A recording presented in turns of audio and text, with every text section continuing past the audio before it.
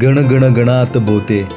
महाराष्ट्राच्या पवित्र भूमीवरचं एक असं तीर्थक्षेत्र जिथे पाऊल ठेवताच मन शांत होतं आणि ओठांवर आपोआप येतं श्री गजानन महाराज. नमस्कार मित्रांनो, मी आलो शेगावला. काल रात्री मी दादरवरून ट्रेन पकडली होती शेगावसाठी, जी होती अमरावती एक सुपरफास्ट एक्सप्रेस. ती पोचली शेगावला 5:30 वाजता आणि स्टेशनवरून आहे ना तुम्हाला रिक्षा पण मिळतात, पर सीट 20 रुपये. आता आम्ही आलो इथे शेगावचं जे आहे ना आनंद विहारमध्ये आलो आहे. इथे त्या मनाने फार कमी गर्दी आहे. आज संडे आहे आणि जे मंदिराजवळचं संस्थान आहे ना शेगावचं, तिथे फार गर्दी म्हणजे काही जण जाऊन आलेत लिटरली, तर तिकडे खूपच गर्दी आहे. जसे रूम जसे खाली होणार आहेत ना त्या हिशोबाने रूम मिळतात तिथे.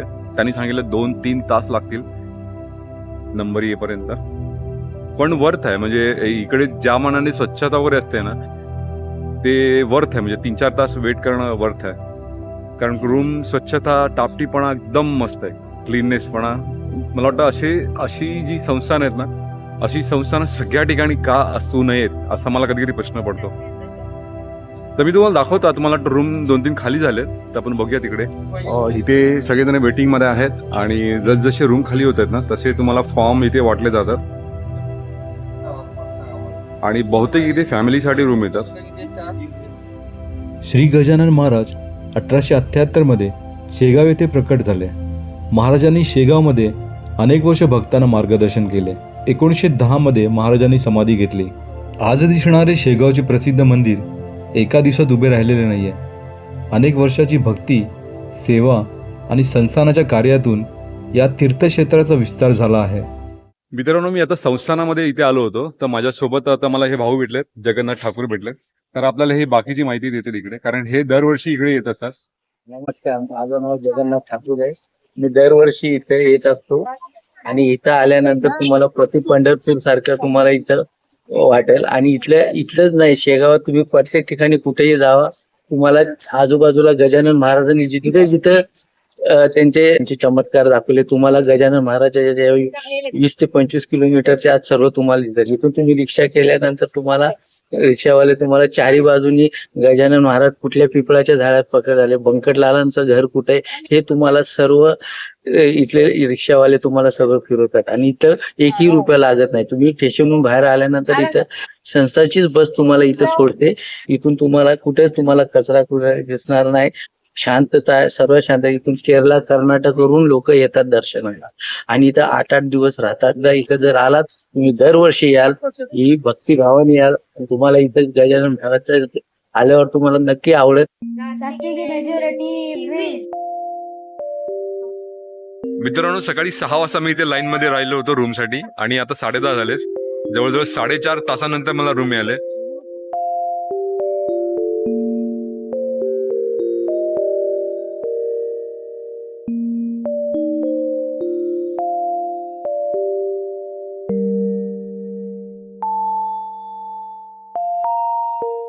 इथे संस्थेचं प्रसादालय आहे. इथे सकाळी नाश्ता असतो 7 ते 10 आणि संध्याकाळचं टायमिंग आहे 4 ते 7.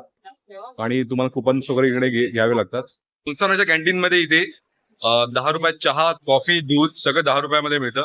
आणि तुम्हाला इथे पोहे, उपमा 20 रुपये प्लेट आणि खिचडी आणि मेदूवडा, इडली प्लेट असं सगळं मिळतं. आणि खूप छान आहे टेस्ट इथे. इथे पाहू शकते खूप गर्दी इथे. जेवणाचा महाप्रसाद असतो 11 ते 2, संध्याकाळी 7 ते 10 पर्यंत असते.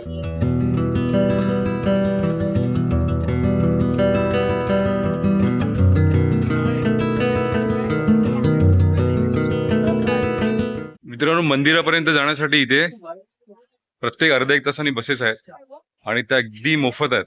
तर आम्ही आता दर्शन करायला चाललोय या बसमध्ये.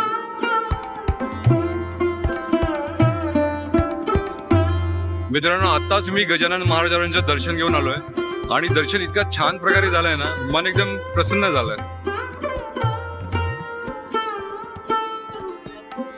गजानन महाराजांची जीवनाची सुरुवात नेमकी कुठून झाली याबद्दल निश्चित माहिती आजही उपलब्ध नाही. त्यामुळे त्यांच्याभोवती आजही हे एक आध्यात्मिक गूढ कायम आहे.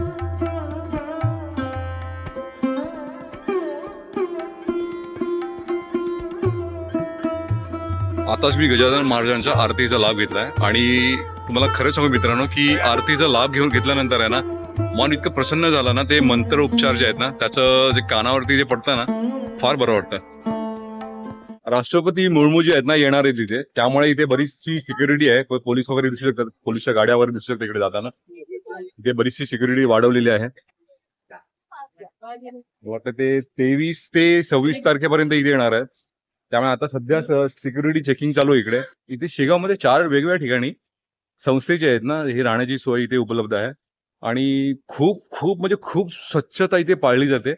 मी तर म्हणतो पूर्ण देशासाठी एक चांगला मॉडेल आहे. झाडाची पानं जरी पडली तरी ते सारखे क्लीन करत असतात आणि मला वाटतं हे मॉडेल जे आहे ना शेगावचं मॉडेल भारतभर आहे ते राबवलं पाहिजे, जेणेकरून आपल्याकडे जी सगळे कचरा करण्याची जी सवय आहे ती कदाचित मोडू शकेल आणि एक आदर्श भारत, एक स्वच्छ भारत म्हणून आपण खऱ्या अर्थाने म्हणू शकतो, आपण मिळवू शकतो.